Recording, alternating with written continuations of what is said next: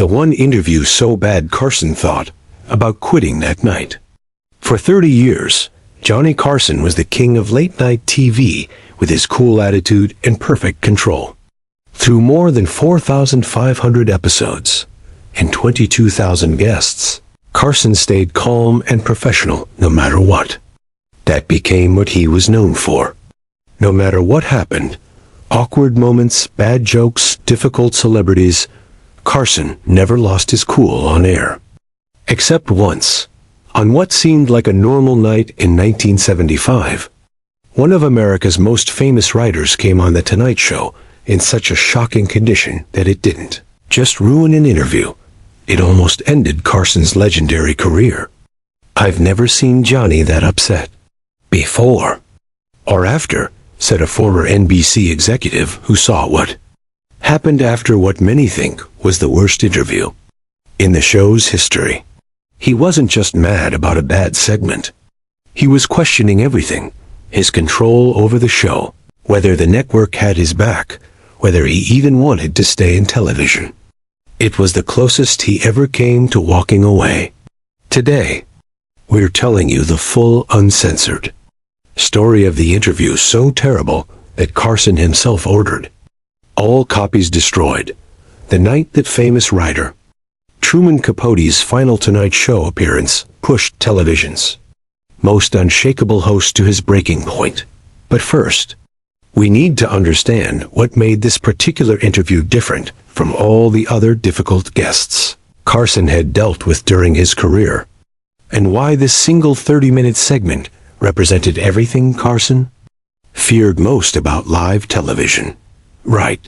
And I think you said that you thought that most actors and actresses were dumb.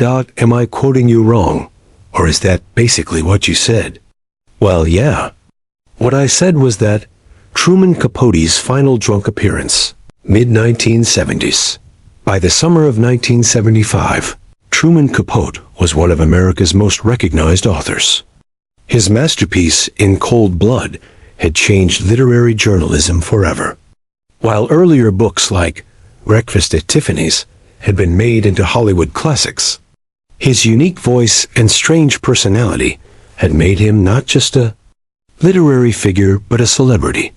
He was a regular guest on talk shows where his cleverness and gossip about rich and famous people always entertained audiences.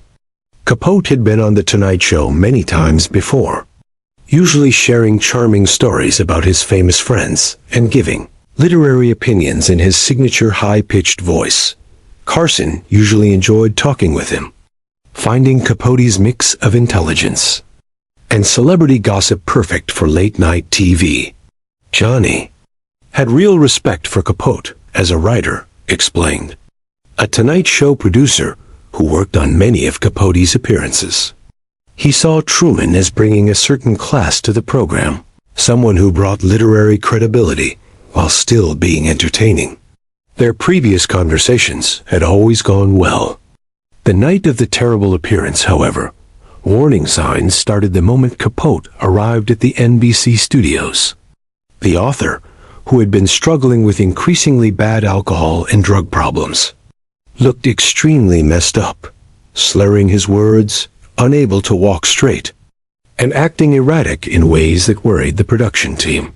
He could barely walk to the green room, remembered a production assistant who was there that evening. His handler, I think it was his lawyer, was basically holding him up. Our talent coordinator immediately went to the executive producer and said, "We can't put him on air like this." But no one wanted to be the person to tell Johnny they had to cancel a segment with Truman Capote at the last minute. Carson, who was famously kept away from guests before the show to keep things spontaneous, only got a vague warning that Capote seemed a bit tired.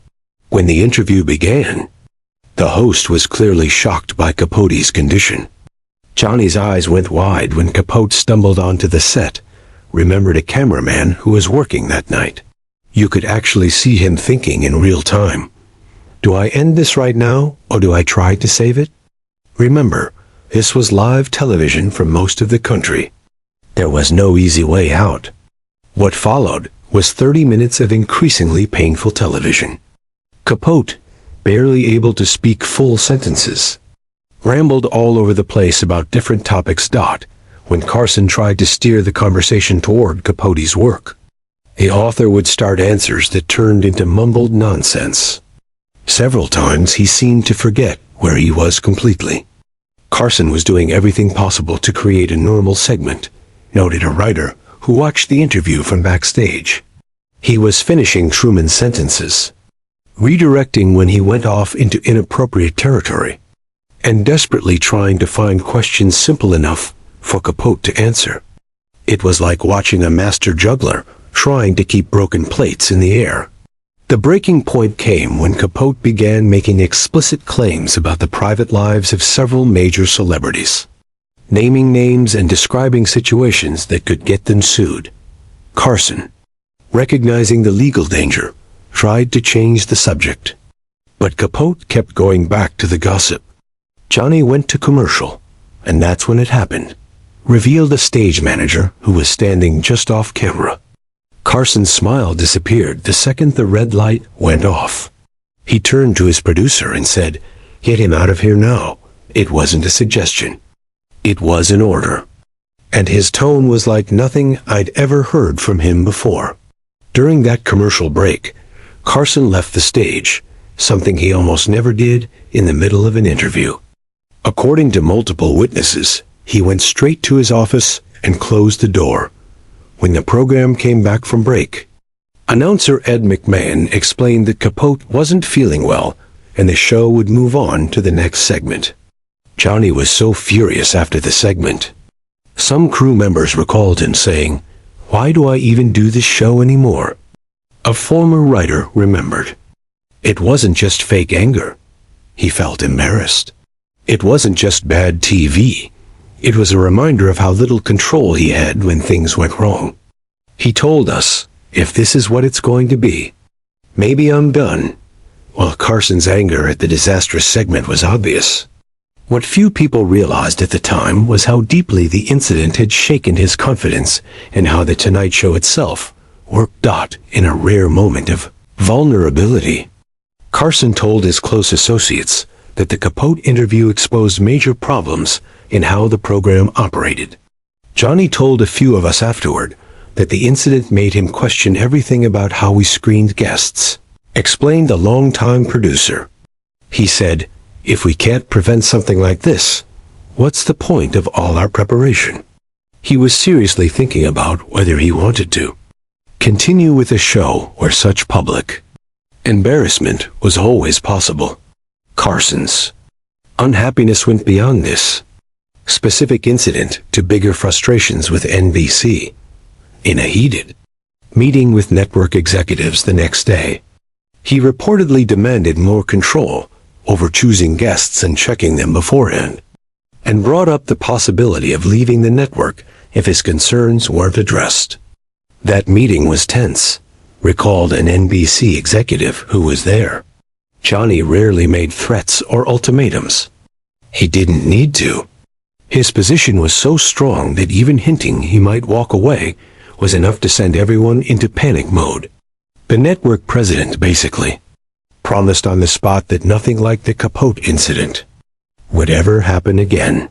The aftermath of the interview had immediate and lasting consequences. NBC agreed to strengthen the pre-interview process and gave Carson's team more authority to cancel guest appearances if similar situations came up in the future. Segments would no longer go forward just to avoid last-minute scheduling problems. More significantly for Capote himself, the incident basically ended his relationship with The Tonight Show, though never officially banned the way some problematic guests were. Capote was quietly removed from the list of potential guests.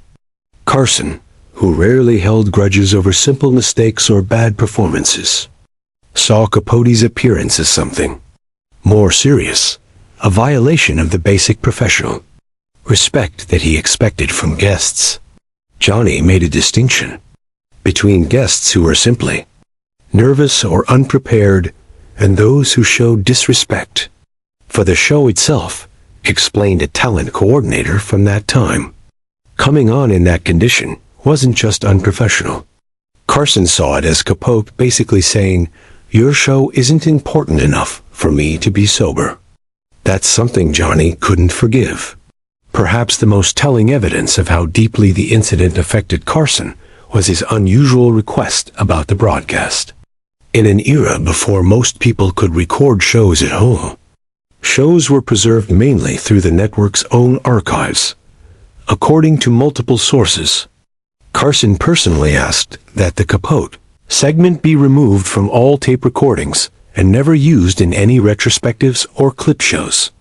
Johnny wanted no record of that night to exist, confirmed a former NBC archivist. Most Tonight Show episodes were carefully preserved, but that segment was basically erased from history. Johnny rarely used his power that way. He was usually happy to show bloopers or awkward moments, but the Capote interview touched something deeper. He didn't want it preserved because he felt it reflected poorly, not just on Capote, but on the show itself. For years afterward, Carson would occasionally bring up the Capote incident in private conversations with staff as the example of an unacceptable guest appearance. When particularly difficult celebrities were suggested for the show, he would sometimes ask simply, "Are we looking at another Capote situation?" The question alone was enough to make bookers think twice. What makes the story